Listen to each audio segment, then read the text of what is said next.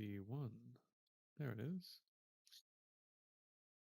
Hello, everyone, and welcome to Sit and See. I'm Dr. Jared Jones. My research specialties are ancient systems of meditation. That is going to be. There we go. Hello, let's start again. I'm Dr. Jared Jones. My research specialties are ancient systems of meditation, the cognitive science of meditation, Buddhist philosophy, and the philosophy of science. I've been training as a Buddhist for quite some time, a couple of decades now, and just over half a decade in Dragon Gate Taoism as well. And I'm on a mission, so to speak, to try to help people living in the real world train in meditation. So if that's something you'd like to do, as any type of person living in the real world, Buddhist or non-Buddhist, I'm happy to help. The type of techniques that I teach are basically from a secular perspective and can be applied to whichever religious tradition you'd like to apply them to, or to no religious tradition at all. Nonetheless, I would suspect quite strongly that if you actually succeed at doing some things in your meditation practice, you pretty quickly you're going to want to start writing poetry and using religious language. So it can be helpful from the beginning, if you already have a religious tradition, to couch the experiences you have in. Okay, well, people are trickling in now. Welcome to the stream. I had a very, very interesting conversation today. As usual, I don't share who I have conversations with unless they tell me to, but it's something that is worth discussing before we get going on our meditation practice today. So, um, if you're training in meditation, basically every text on this subject says that you need you need ethics. Ethics is the basis. Ethics is the foundation upon which you build the house of concentration. And not only ethics, but you need good character. Meditation is actually not that easy to do. I mean, you can just build up skill doing it by doing sort of the small pieces that build you up along with the meditation practice so that you build up the qualities you need to be successful while you're doing the practice. However, um, it is a difficult activity. Ethics and good character are required to succeed at most things in life, actually. We tend to think that unethical people are the ones that get ahead, but in reality, it's from my experience, it's not. It tends to be people that are on the whole honest and ethical and having good character that tend to get ahead, and people that are only out for themselves end up, not always, but end up quite often crashing and burning.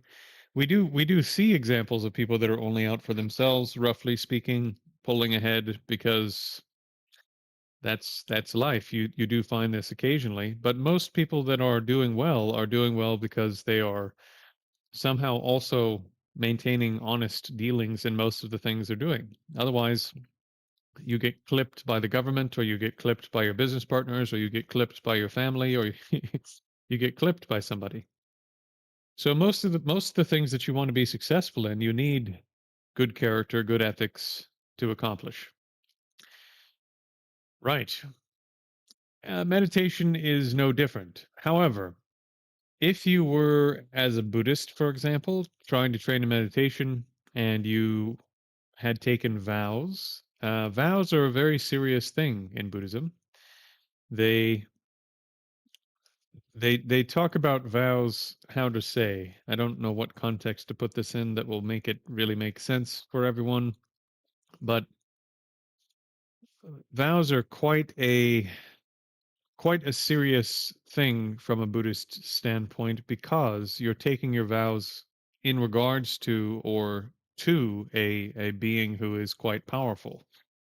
And for those of you who are taking a more kind of secular Buddhist approach, let's say, this might sound strange, which is part of the reason that it's good to not take vows if you don't believe any of this stuff.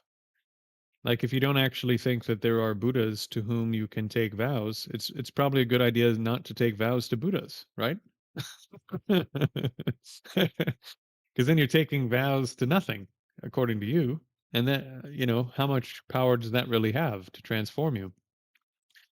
On the other hand, if you're taking vows in regards to a Buddha and you think Buddhas are real things and you've accepted the idea that a Buddha is an omniscient being, an incredibly powerful being, a being who has perfected all good qualities and removed all negative qualities, and so on and so forth.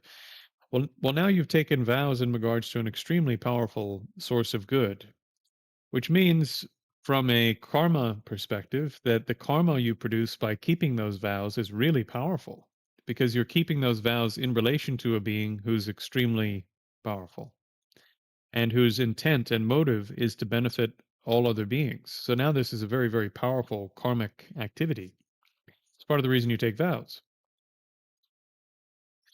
On the other hand, if you don't understand the vows you're taking very well and you don't plan to keep your vows and you break your vows, now you're accumulating massively negative karma in relation to an otherwise, let's just say, an otherwise sort of, how do I put this? In regards to a being who's perfected all their good qualities, removed all their negative qualities, and is doing infinite benefit to other beings. This is an extremely negative action. So it's good to take vows, as one of my teachers said. It's also good to not take vows. If you can't keep or won't keep your vows, it's good to not take them in the first place. Because you can hurt yourself taking vows.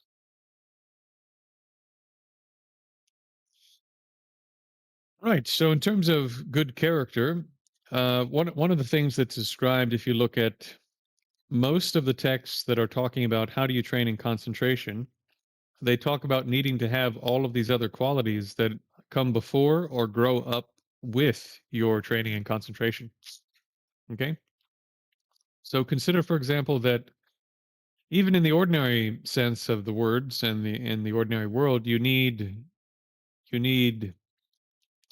the ability to stick to the things you've decided to do, even when they become difficult and boring, if you want to succeed in meditation, which can become difficult and boring and painful at times. Even in the ordinary sense, you need a type of mature attitude that's willing to put off what you want right now to get things that you want later, whose benefit is going to be delayed by a very long period of time. I mean, the benefits of meditation do build up over the course of time, but at the same time, many of the sort of best benefits of meditation come about after years of training, not after days or months or even a couple of years of training, but many years of training. And so you have to develop a mature attitude that's willing to put off your temporary desires for stuff right now in order to get things that are not going to come around for a long time or are going to take a lot of hard work to get. And some people already have this. If you go to college, you think, well, college is hard and blah blah blah, but maybe I'll get a good job. Or if you talk to people who are married, they'll say, well, marriage is hard, but the joy you get from marriage, especially after you've been married for a while, is worth it. And so on and so on and so forth, right? There's a lot of things we treat this way. So ethics, generosity is another thing you need to have according to the classics to succeed in meditation. So you need ethics, you need generosity, patience, perseverance, and a few other things. You need to have the humility to talk to people who know how to do the training and to take their advice. Having run internet forums of various kinds related to Buddhist practice and spiritual practice for many years, on and off, the better part of 10 years, I can tell you that that quality is very rare. Most people that are out there, especially interacting with other people on the internet, they don't have teachers. They never had teachers. They think that lineages and teachers are for the birds, for stupid people or slow people or whatever, and that really it's all about maintaining authority or something. No, it's about preserving the wisdom of the geniuses of thousands of years of hard work working on ourselves as human beings, the very best of the best of a couple thousand years of working with ourselves, so that we can stand on the shoulders of giants trying to do the work instead of starting from the ground floor. So this is a necessary quality. According to the Buddha, for example, he said, the whole of the holy life, the entire thing, the entirety of the holy life is having teachers and comrades on the path. That's an interesting statement, because we very often we think, oh, the Buddha was sort of like one of these people who said you need to do it all yourself, and it's all about your effort, and don't take anyone's word for it, and so on and so forth. The Buddha never actually said things quite that way, in quite that context, in the way that it's made to sound in Western circles. If you read those statements in context, that's not what's going on there. For example, in the Mahaparinirvana Sutra, the Buddha says, be a lamp unto yourself. Now, if you wanted to be sort of a cherry picking Buddhist, you would just read that passage and go, see, the Buddha said, just do whatever you want, think whatever you want, practice whatever you want, just do your own thing. But if you zoom out just a little bit, the Buddha, before he died, spent 2 weeks hanging out with his senior students and said, does anyone have any questions? Because remember, he had been teaching these people, some of them for 40 years. And he said, does anyone have any lingering doubts or questions? Is there anything else I need to tell you before I die? I want to make sure I've given you all the information you need. Everyone was satisfied and had no questions.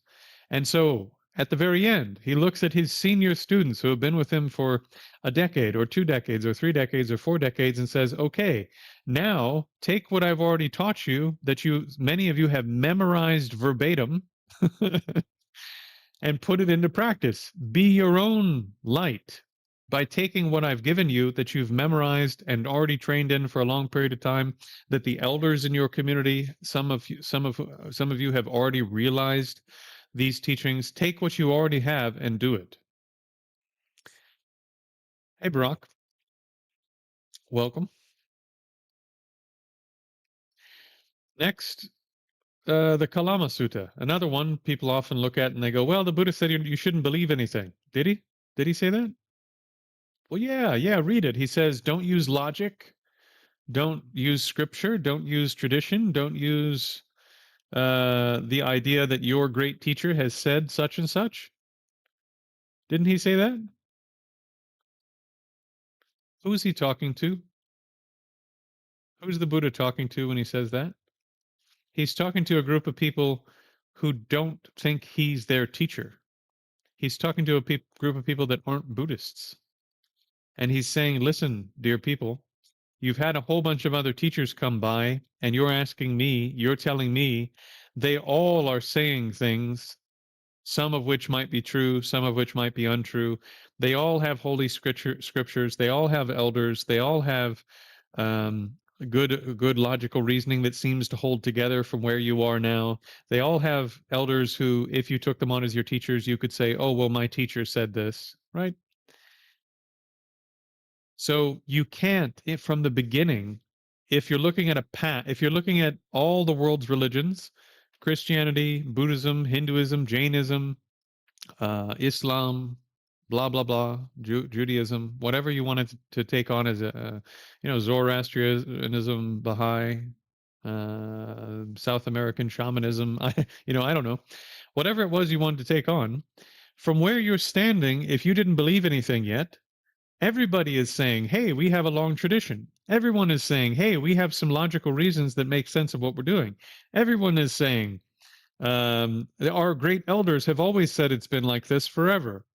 Everyone is saying basically the deities, the gods, the higher realms, the great beings have said this is how it is, so you should accept it too. Also, almost everyone is saying, hey, we do miracles over here in this neck of the woods, so you can trust us because we do miracles. So since everybody is basically on equal ground from as far as you can tell in the beginning, right? Everyone is, roughly speaking, relatively equal ground. You have to have some other criteria to make them not equal so that you can decide which one to follow, right?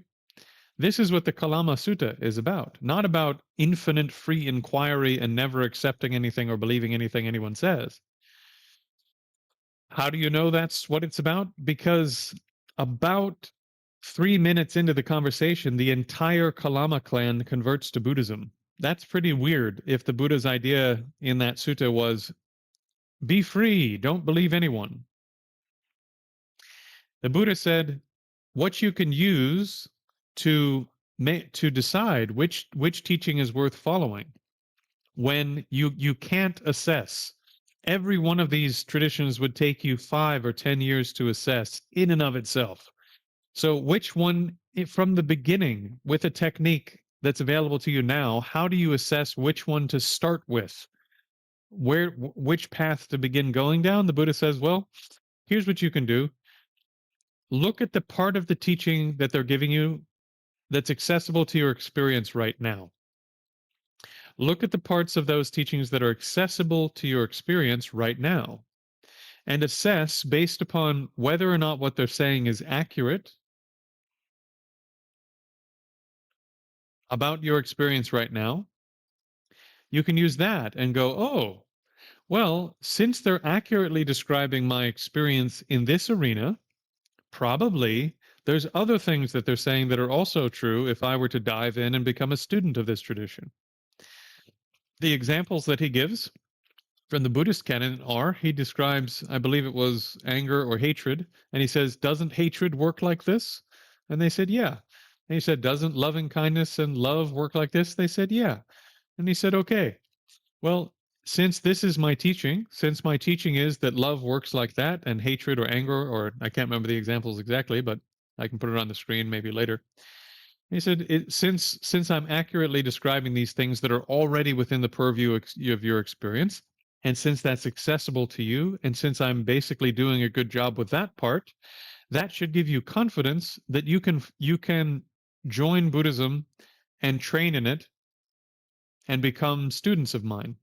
And if other teachers are giving you information about what your experience is like and it's not accurate, then this is one way you could differentiate between the teachings that I'm giving and their teachings. And again, within about 3 minutes, they agreed. They went, "Oh yeah, you're describing our experiences here and now accurately. Therefore, we're gonna become Buddhists instead of following the Vedas or the Upanishads or the Shramanas or the other teachers who have come by." Right. So actually, when you look at the advice in the canon for Buddhists, he says if you're a Buddhist, the idea you should keep in mind is that the Buddha knows, I don't know. The beings who have realizations of the past, they know things, I don't know those things. They see the relationships between lifetimes, I don't see those. They can see past lives, I can't see those. But I trust them because they're reliable people. This is the attitude you should have, according to the Buddha, right? If you're Buddhist. If you're trying to assess Buddhism, you can't go one way or the other on that idea, right? But if you had already assessed Buddhism and found out that it was accurate in regards to the things you do have access to, that should give you some confidence that in regards to the things you don't have access to, it's probably also accurate, or at least worth listening to, right? So this is the whole point of the Kalama Sutta. It's not that you should have infinite free thought forever and never follow anybody, and that you can't trust traditions and can't trust teachers and shouldn't believe anyone and blah blah blah. I mean, it literally says in the Kalama Sutta there are two varieties of logic, at least in my studies on this subject. There are two varieties of logic that were being used at the time of the Buddha, which we still use today. Basically, one is sort of speculation based upon what you can reason from now, and the other is inference. And the Buddha rejected both of those in the Kalama Sutta. He said you can't use speculative reasoning and you can't use inference to get at this, to decide which religion to accept, because we all have basically, well, not in the case of Buddhism, they would say you shouldn't have speculative reasoning of that kind, but we all have inference, right? So someone will give you inferential reasonings to say that God exists. Someone else will give you inferential reasoning, say that there's no God like that. There's a Trinitarian God, not a Unitarian God. And someone else will give you reasoning saying there's no creator God. And from where you're standing, all of those could be true. How do you know? It's possible for things to be reasonable but wrong. So how do you know? So the Buddha said you can't use that as the criteria to assess which religion to follow. What can you use? Well, you can see if that religion accurately describes what you're experiencing here and now in that aspect. You see? Hmm. Right. Okay. So how did I get on that? Who was here when I started this rant? uh, hello, oats. Hello, sweet and sour. So, long story short, when once you've become Buddhist, the Buddha says the appropriate attitude is to have that, well, the great yogis and meditators who have done years of work that I haven't done looking inside themselves, they say that all of this stuff is true that I can't experience myself yet. I trust them. I trust them that they're not lying to me about that because when they give me information about what I can experience, what is accessible to me, I find that that information is accurate. This is the sort of relationship that the Buddha is setting up in terms of your. But once you've become Buddhist, you know, all the way back to the earliest Pali commentaries, the Path of Purification, and there's another one. It's very early. It's before the Path of Purification by Buddhaghosa. In any case, all through littered throughout the Pali Canon, littered throughout the commentarial tradition in the early sort of Pali materials, of course, into the Mahayana, of course, into the Tantras. Everyone agrees, you need to rely on your teachers, rely on your gurus, blah, blah, blah, blah, blah. Oh, this was it. So what a lot of modern people don't want to do is to have humility in the face of great beings, you know, like great beings who have internal experiences that we don't have, and to learn from these beings who have more capability than we do. And that will stop you from making progress, sadly. And if you want a little proof of that, look at the difference between the brain scans of a great yogi who's spent years in retreat versus someone who's done modern mindfulness for 10 or 20 years. It's not even comparable. So the results they're getting are not the same. Secular mindfulness is not producing the same results, as far as I've seen, as full-on proper training in a proper Buddhist lineage, for example. The same cannot be said, though, about the difference between something like transcendental meditation, for example, and some Hindu practices and this and that. Like there are several proper lineages of practice where if you're taking it on full on, seems to all lead to these extraordinary states of mind described by the great traditions, like Hinduism, Jainism, Buddhism, etc. So this is a technology, for lack of a better term, held in common between these traditions. But that technology, from what I've seen, has not yet been reproduced in a secular context, for what it's worth. It would surprise me, Oates, if someone hasn't written about the rejection of inference in Hume and the overlaps between that, potentially, and certain streams of Buddhist thought. Not sure. Not sure. How do you recognize a great being? The canon provides around 30 different criteria. So in the Pali, there's four, I think, that are provided there, and then in the Mahayana materials, there's another eight in the sutras somewhere, 8 or 12, something like that, and then in the tantras, there's another list. So there's a bunch of Buddhists like lists. So there's a bunch of lists of stuff. Yeah. It certainly doesn't hurt if that person has spent a lot of time in retreat and is recognized by their lineage as a great being. That's a good place to start. Um, yeah. I mean, just to spend a lot of time in retreat, an extended retreat, is not easy, physically, psychologically, etc. So to have completed long and difficult types of practice is a good sign. Another good sign is that their mind is relatively calm. That's a good sign. Another good sign is that their ethics are good. Another good sign is that they seem to care more about how it turns out for you than how it turns out for them. Another good sign is that they don't mind repeating themselves. If they need to teach you the same thing 50 times, it doesn't bother them at all. That's not to say that they won't say it differently and maybe say it with more force. Because they do want you to get it. And it's not good if you're not listening the first time they said it. It's not good for you. But they don't have any difficulty repeating the same teachings and teaching the same thing over and over and over and over again because new people come along and they need the same thing. And because their desire is that other people get it, that it doesn't bother them to repeat the same thing hundreds of thousands of times.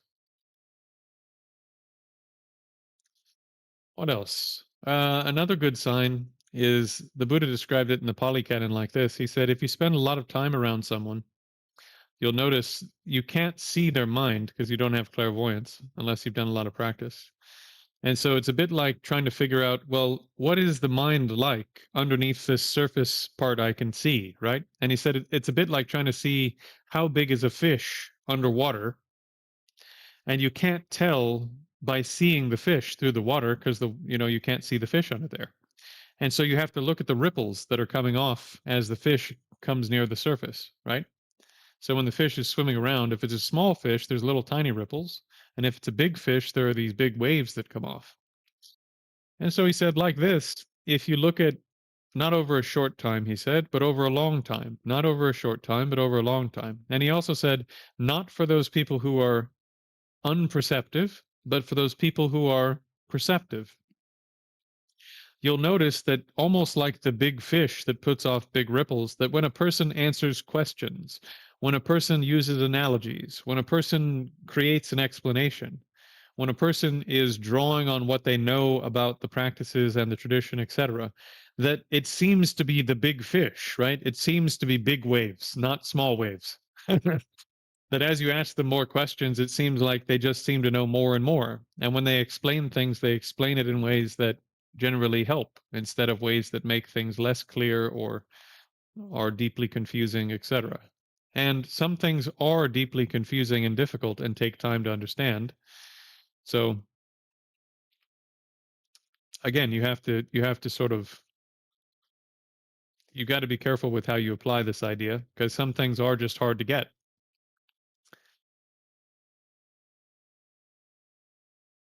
So these are some of the signs of a great being. That a great being is patient, loving, has a mind that's relatively calm. If they're a really great being, their mind is very calm, but they don't necessarily always appear calm, which is a confounding factor, right? Great beings are capable of putting on whatever face they want to put on to try to benefit somebody else, but it doesn't mean they're getting angry, for example. But if they need to appear angry to help somebody, then they will. So yeah, compassion can make that face look quite scary too. It's not just anger. Okay, so what was the other one? Oh yeah, their intelligence. They again, this stuff, generally speaking, it should be making you, on the whole, it should be making you smarter and more capable. and it should be making your mind,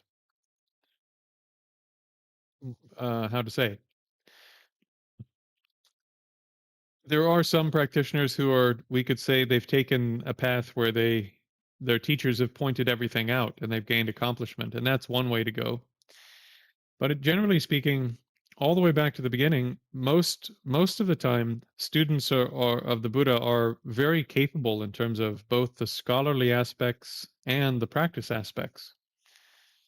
And so, speaking from my experience, at least, all of the really incredible practitioners I've met were both incredible scholars of whatever tradition and practices they were in, and they were great practitioners who spent a lot of time in retreat and did a lot of practice. So it's both, not one or the other. And as I demonstrated on the stream the other day, there's like a whole chunk of my bookshelf, like this little chunk in here, I believe, that's all books on Zen, not by modern people doing weird Zen stuff, but by Hakuan Zenji, the reviver of Rinzai, who tells everybody you need to sit 8 or 12 hours a day, and by Dogen Zenji. Uh, wait, what's his last name? Dogen, Venerable Dogen. Is it Zenji? Somebody correct me. That doesn't sound right. Well, in any case, Venerable Dogen, who is the founder of Soto Zen, who again is well known for his practices of just sitting and so on and so forth, who could quote sutras from memory during, like, he had huge chunks of the canon memorized. If you read the way that he taught things, he was an incredible scholar. So it is much more common, I think, to meet practitioners who are both really good scholars and really good practitioners, and not sort of one or the other. Well, it's possible to be a great scholar without a great practitioner, but it's not as common to find a great practitioner who isn't also a scholar of their tradition, for what it's worth. And that doesn't mean you need to become a scholar next Tuesday or something. It just means that you should be doing some study, probably, along with your practices as you go along. At some point you should be trying to understand what it is you're trying to do, and not just doing what you're doing. Okay. Do we have other questions?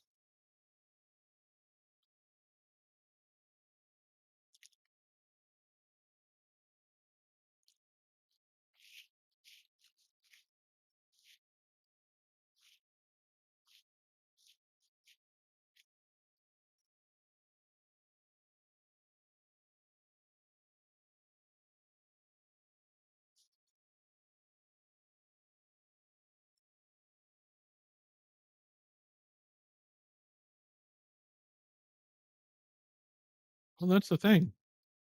Like, I'm not even a great being. Like, I'm an okay practitioner. you know like, I'm an okay practitioner. I'm someone who's giving it a good go and has studied pretty hard and trained pretty hard and done my best to find good teachers and what have you. But, like, I'm not even an extraordinarily accomplished practitioner or anything.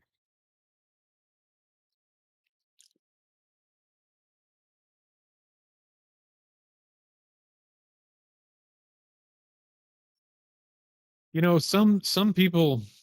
Uh, Sorry, 1 second.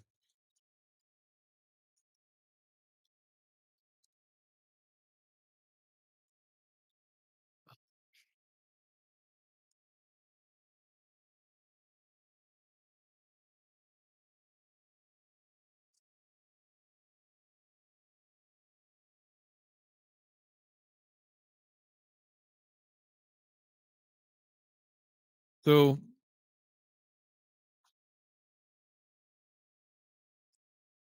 how do I how do I say? There's some people meet a couple hundred highly accomplished practitioners in a single life. You know, And there are still a lot of highly realized beings floating around the monasteries in India and Nepal and other places. There are still quite a few in the places where Dharma is really, really active. And so, it's probably good every so often, if you can, to get out to those places and spend time there when retreats and stuff are going on, and you know get to be around some people that are really accomplished and see what they're like, because it's probably not what you think. you know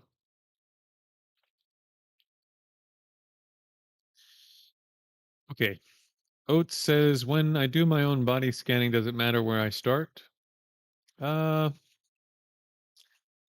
Not really. Not really. The only thing I would say is that the way that I teach about body scanning, and since that's the question that came up today, we'll do mine.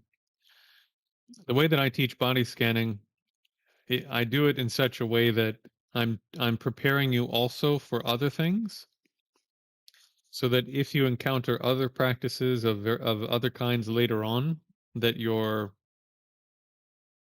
better set up, so to speak, for those practices, because you'll have the ability to get your awareness into the body in ways that uh, are already relatively easy for you, because you've done a lot of work getting the mind into the various parts of the body in a certain way.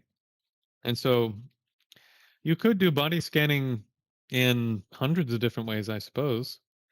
But the way that I do it, I try to make sure that you're getting a lot of different layers of benefit, including,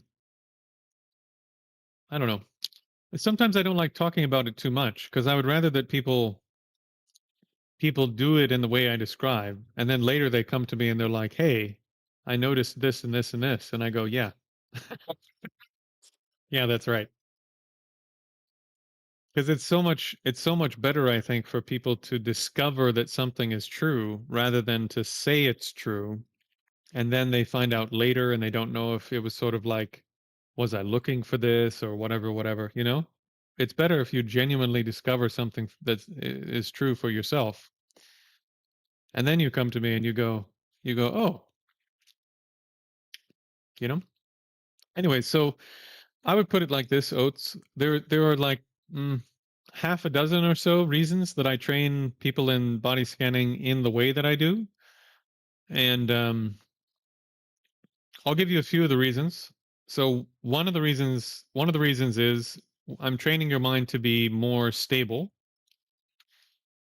So if you scan through the body to make the mind more calm, and you go down the body instead of up the body, then there's a chance that, because the tendency of your mind will be to sink and to become lax and dull, if you're scanning down the body, you're basically sort of sending your awareness in the direction of sinking, if that makes sense, right?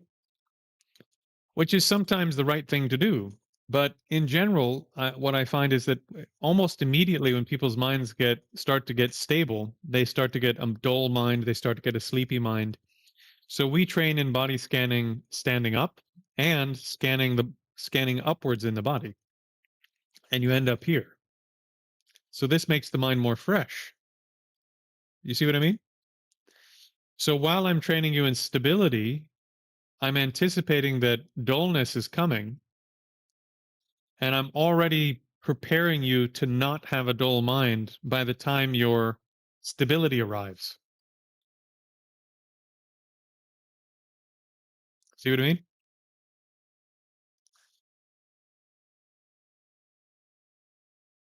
Mm. And then I'd also add, since you're going to do the Lohan thing too, if you train if you train how do I put this?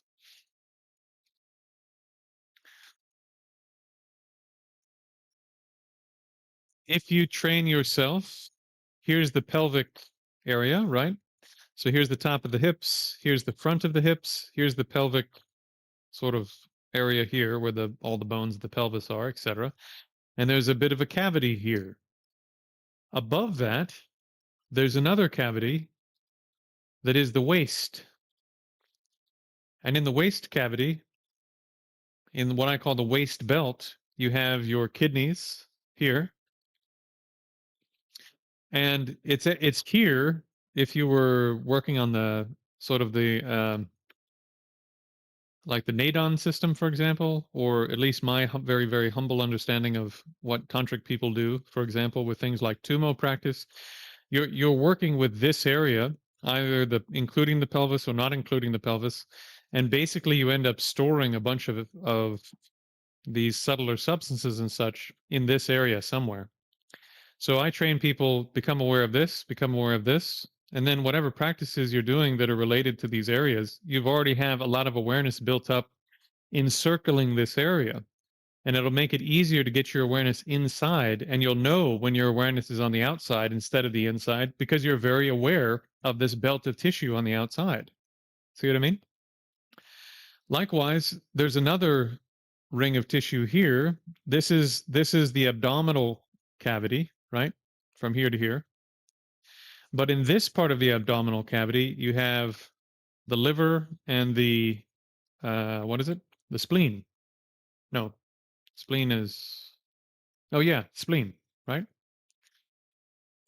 So if you are able to get your awareness into this portion, if you start doing practices related to qigong or whatever, or certain types of neigong or certain types of health practices coming from the Tibetan tantras that have to do with the energies of the different organs.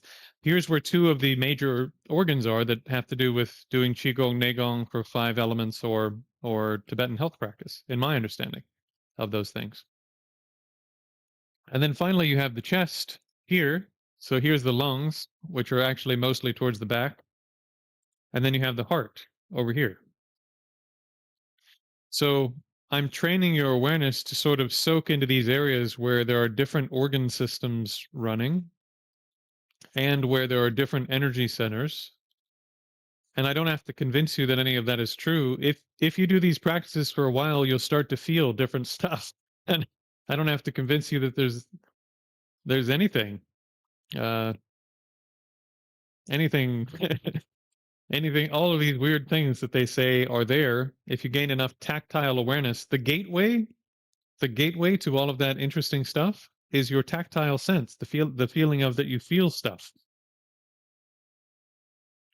So not only does tactile awareness make your mind extremely calm, not only does body scanning upwards to the head make your mind more bright and lucid while making it calm, but if you do the body scanning in a certain way, you can sort of become aware of the different cavities in the body and the different organs in the body.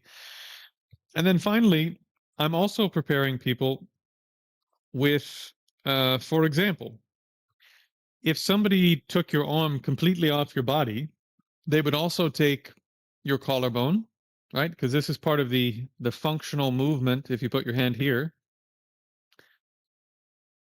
this is part of the functional movement of your shoulder, the collarbone, right? Which is why if somebody breaks the collarbone, then I think, if I'm not mistaken, then you lose the ability to lift the shoulder. Likewise, your scapula, if you move your shoulder, the scapula is part of the movement of the shoulder. So I'm training you in becoming aware of the chest independent of the shoulder components. I'm training you how to do analytical meditation on the physical body so that you can eventually become aware that, for example, we do the leg, right? And you do the foot, the boom, boom, boom, you're moving up. And then I tell you to go into the hip, not the pelvis, the hip. Why? Because you could, for example, take the leg completely off and still have the pelvis there. The hip joint is there with the bone of the of the uh, of the upper part of the leg coming into it here, right? So there's a joint there at the top, and this is where you're putting your mind. Because if you can get your mind in there, it'll be way easier later when you're going, well, is the self in my right leg? Well, I can feel where the right leg ends. It ends right here. What if I removed that part sort of mentally is myself still seeming to be here? Yeah, it's still seeming to be here. Okay. So you don't have to imagine, oh, here's where the leg ends, here's where this is, here's where this is. You can feel where the leg begins and ends. You can feel where the bones are. You can feel where the joint is, where the bones connect in the hip. Right? So this becomes a much more powerful evidence for realizing selflessness eventually. Likewise up here, if you can feel that this comes up and same thing, it goes into the shoulder and you have a joint like this, right? And that you have this connecting to here and you have this connecting to here. So you could lose the whole arm basically, including these connective portions, and you would just have the trunk, the chest belt. If I had no arms completely, I would have an upper chest belt, and with it would go the tissue, let's say, and the bones of the collarbones and the scapula.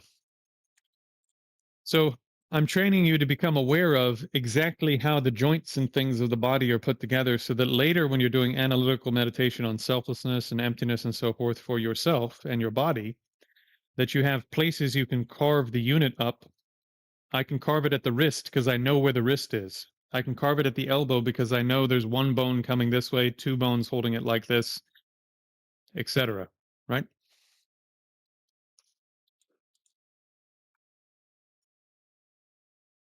Okay. Let me blaze through the comments and then we'll do a standing body scan since we're on body scans.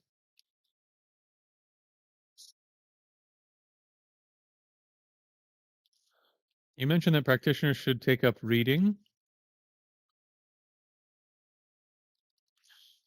Yeah, Dylan. And by the way, Dylan, I've been wanting to chat with you a little more. Send me a message on Discord or Facebook or something. If someone will shoot Dylan the link so we can chat a little more. I'd like to catch up with you a bit, Dylan, because I think some of the questions and things you have it'd be easier to answer them if we were one on one. You know, I get the sense that like you need a little bit more time than I can give you on a live stream. You know, and I'd be happy to do it. So, uh, yeah, you can read on your own. I do recommend though, if you can find a study group, if there's nobody nearby, if you can find a study group online where a geshe is teaching it, or a kenpo is teaching it, or a bhikshu or a bhikkhuni is teaching it, or you know, a what is it? What do they call it in Zen? Your Roshi. If a Roshi is teaching it, like if you can find properly qualified people that are teaching something online and it's in the tradition that you want to train in, study what they're teaching because the transmission of the real sort of meaning of the text comes through the lineage, not just the words on the page. All right. Gut. Sehr gut. Thank you for being here. Glad to have you. Mana.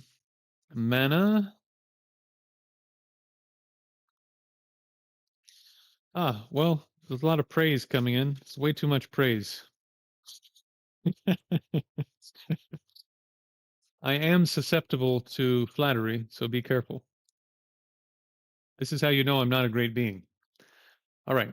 Can I have your opinion on Buddhist stories like the Buddha born out of his mother's side and taking 7 steps?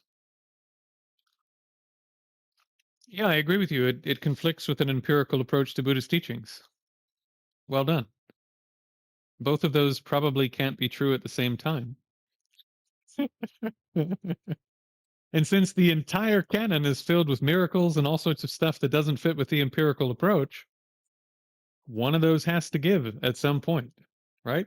One of those has to give at some point. Either the empirical approach that where you're taking a Western empirical approach where the 5 external senses are the only real things and the physical world are only the only real things, or the Buddhist empirical approach where there are 6 senses. One of them is a non-physical type of consciousness that helps explain all of this other weird stuff that's possible, like being born out of your mother's side, like being born from Tushita heaven into your mother's womb on purpose, like having the clairvoyance to know what's going to happen before it happens, or past lives, etc., etc., etc. So at some point, you either have to kind of go the Buddhist route for empiricism that includes non-physical minds and all these weird things, or go the other way. You know, as many of you know, I teach meditation in a secular way, but I'm very much a religious person. So, um, yeah, if you ask me, I'm gonna tell you all the weird stuff is real. Okay, let's do some practice. I probably don't need these. Okay, so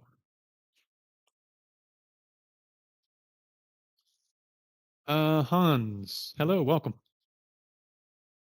All right, so what we're going to do, for those of you who haven't done standing practice with me before, for the sake of time, I'm just going to make it simple. Just stand relatively comfortably, bend the knees, and you can take your hands just ever so gently stretch them open until they are barely open, minimum effort.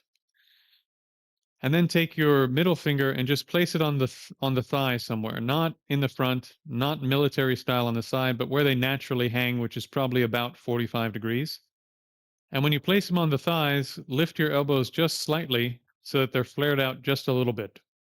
Not like this or anything. They're just barely flared out, right? So we'll leave it at that for today so that we can get into the practice, because many of you have been through my standing stuff before. There's a lot more details, but we'll skip it for today. Right. So, in terms of this practice, the main key point is you're placing your awareness in the parts of the body that I mentioned without imagining them, without visualizing them, without trying to figure them out. You're simply feeling what you can actually, in reality, feel when you place your mind in a certain area. And if you can't feel anything there, then just become aware of the fact that you can't feel anything there. Don't get frustrated. Don't try to make yourself feel stuff you can't feel. Just become aware that, oh, it's sort of like when you have your eyes closed and you see darkness, right? You go, oh, it's dark with my eyes closed. Likewise, just become aware that there's no sensations you can feel there, and that's it. Okay? In other words, you're not modifying what you find there. You're not trying to make something else happen. You're just looking at what's actually there or not there, right?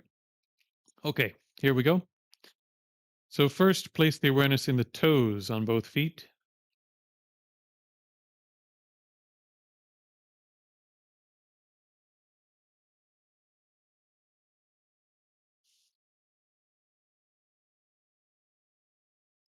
balls of the feet,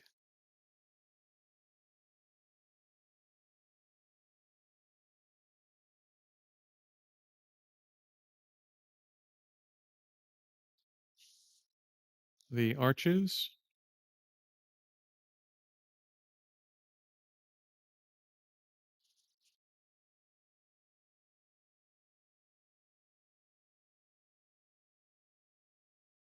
the heels,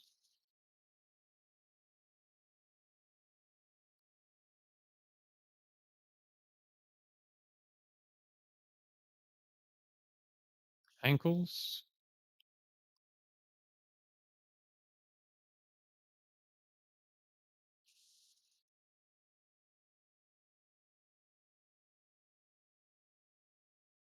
lower calves,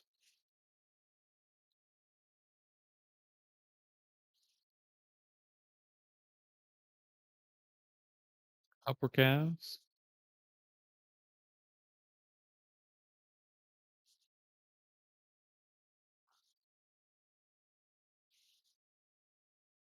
knees,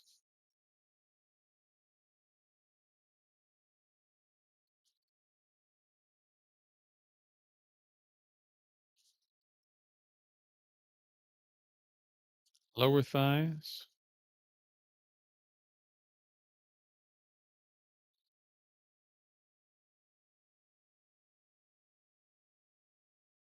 upper thighs,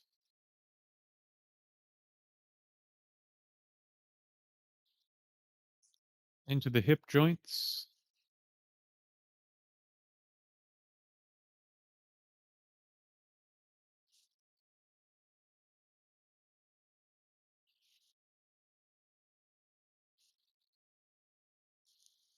front of the pelvis,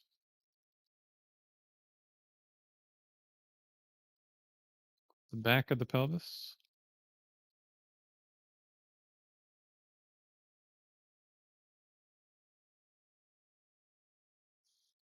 If you can, find the sacrum, which is between the two large hip bones. If not, just find the sort of center of the hips in the back, of the pelvis in the back.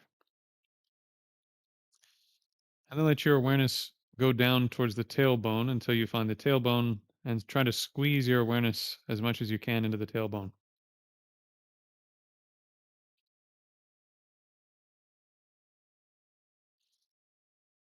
And then move forward to the anus, perineum,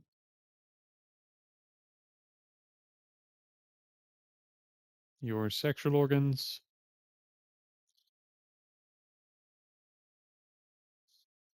If you are a male, come to rest at the tip.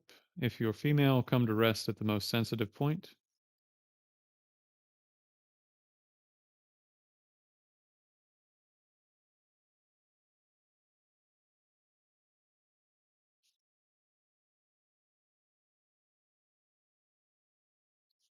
And then move backwards to the tailbone, back up the sacrum, and come to the waist in the back.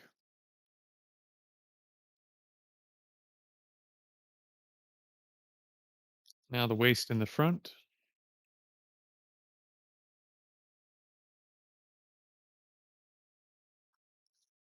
the diaphragm belt in the back,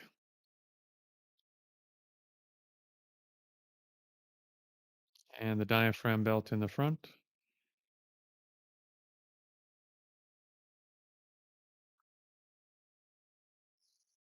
And then we're going to go chest in the front.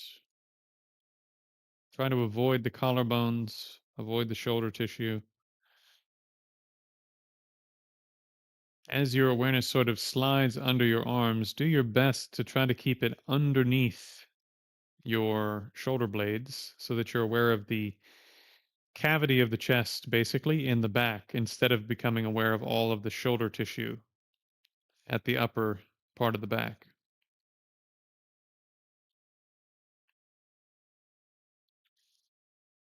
Just for the sake of this exercise, now move your awareness out a bit and become aware of those shoulder blades, the back of both of your shoulders.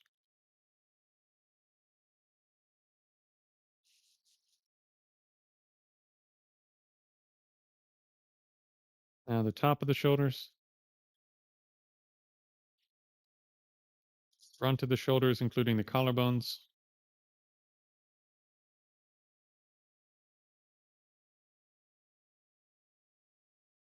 the outsides of the shoulders,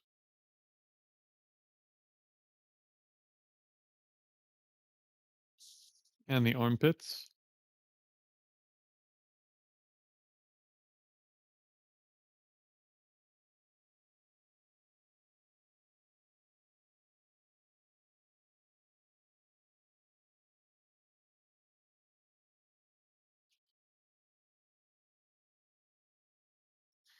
The bicep region,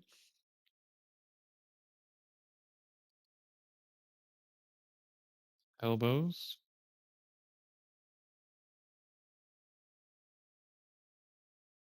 forearms,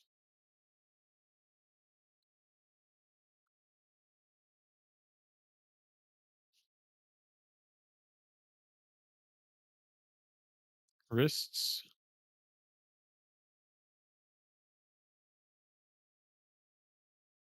palms, and the back of your hands.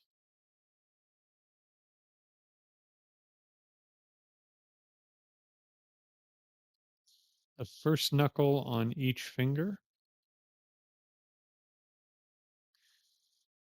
the second joint on each finger, and the third joint. And then the fingertips. Slide back up the arms to the lower third of the neck.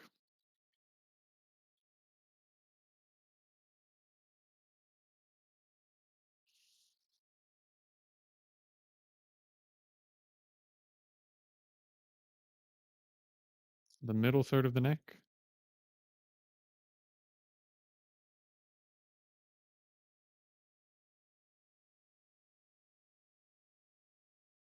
and the upper third of the neck.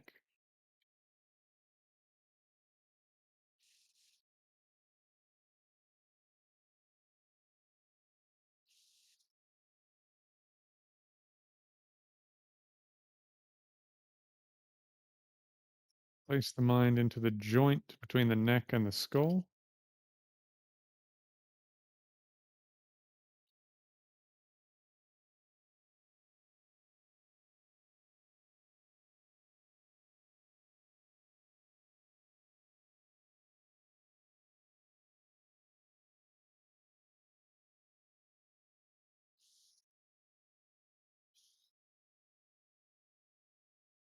Now the back of your skull,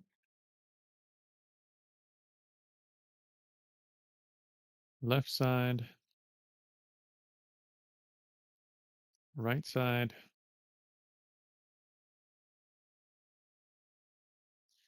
the right ear,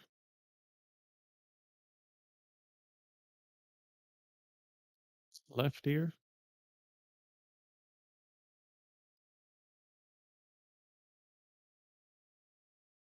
forehead,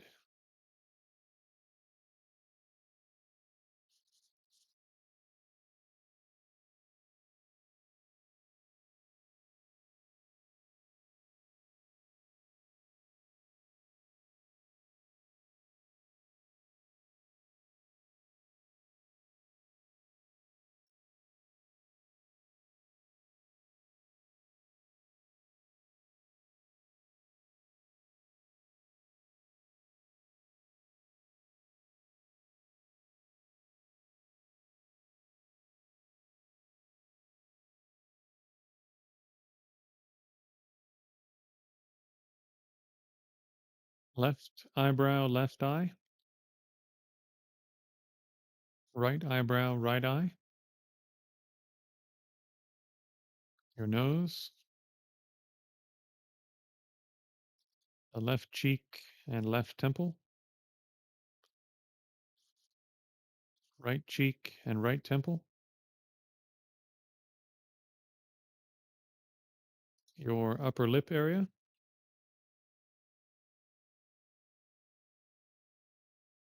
your lower lip area and your chin,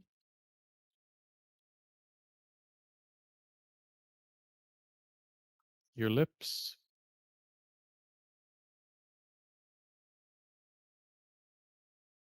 the skin inside your mouth, your teeth, roof of your mouth,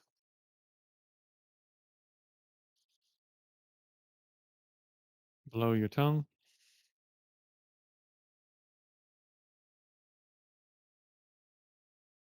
and then from the tip of your tongue, slide backwards towards the throat, and then remain with the throat.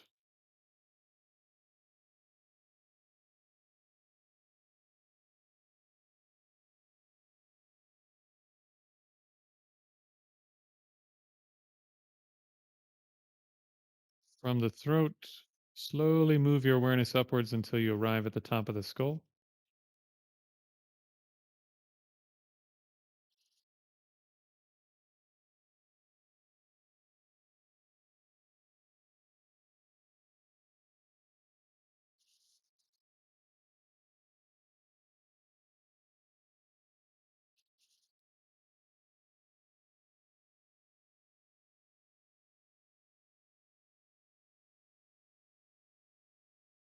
Now, from here, keeping the awareness on the top of the skull, stretch your awareness down to include both of your hands.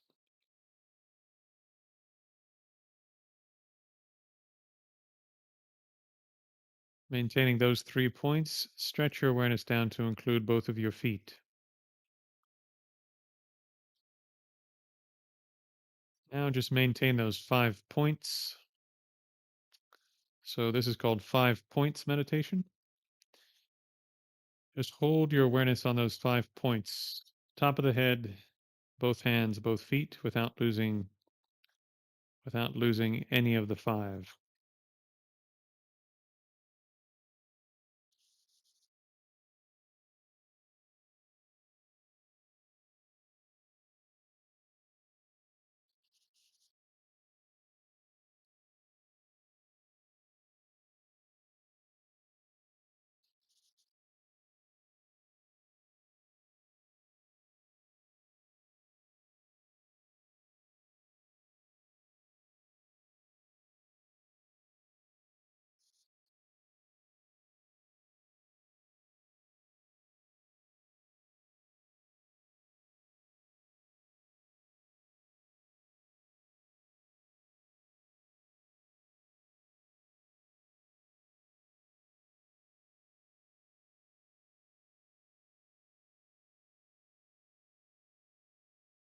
Okay, just for a moment, don't shake out your legs or your feet.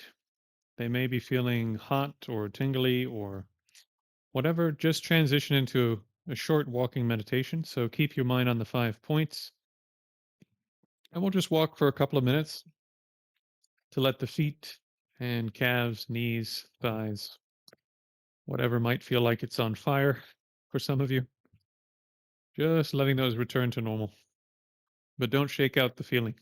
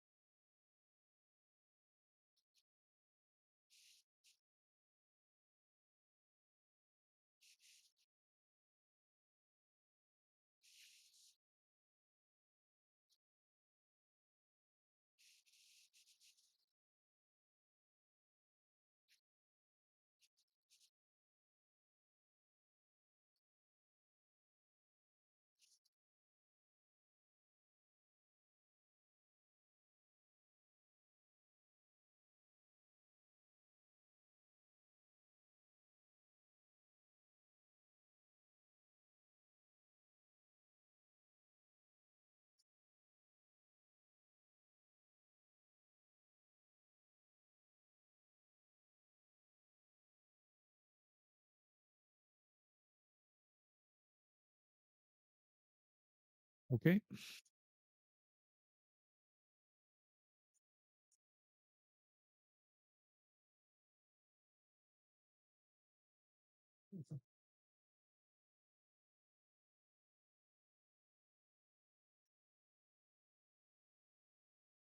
Well, I hope that some of you had the experience. You can tell me yourselves, of course, but I hope some of you had the experience that a body scan can make the mind quite calm.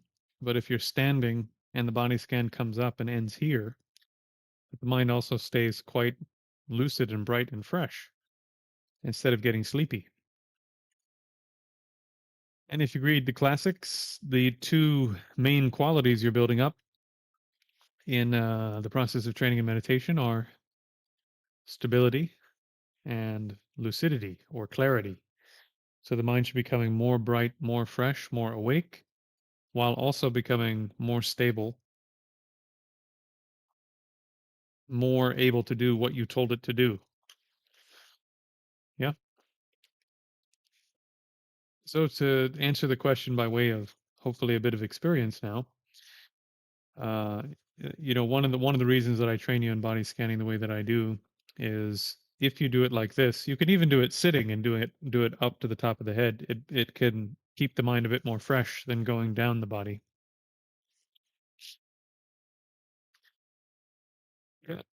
And then I transitioned us into 5 points meditation. So if you're doing 5 points, that's a type of practice you can take out into your experience. So you can do it standing, you can do it walking, you can do it while sitting, etc. So you can take that practice out and extend the benefits of your session and keep training as you leave the wherever it is you're doing your training at home. You can take that practice on the road. However, don't do it when you're driving. Don't do it when you're operating heavy machinery. and don't do it when you're crossing the street because I like you with all of your limbs attached the way that they are now.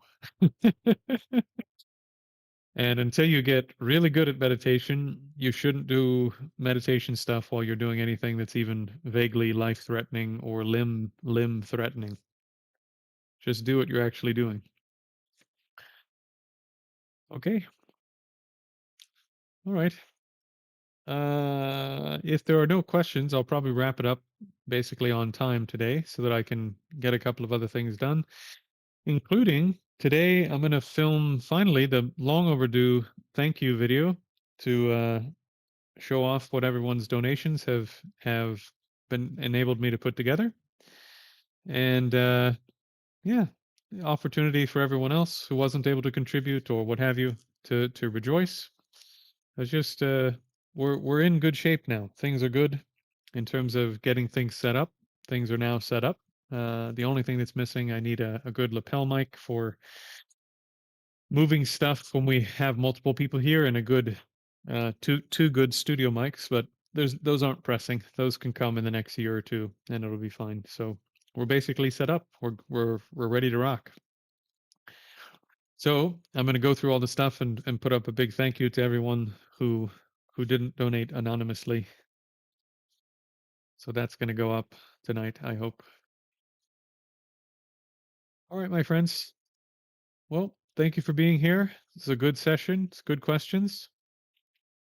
Thank you, Hans. I appreciate your contributions and goodwill, and I'm glad. I'm glad that the things I'm doing are helping. And if there's more I can do, reach out on Discord, Facebook, what have you, and I'm happy to do more. Same thing. Sehr gut. This is what I do, so I am available to help with whatever comes up. As long as I don't have other things that I have to do to help other people or to maintain this and help the Lohan thing get going and blah blah blah, then this is what I do. All right, my friends. Thank you for being here. Thank you for being here. Hope to see you again very soon. Cheers.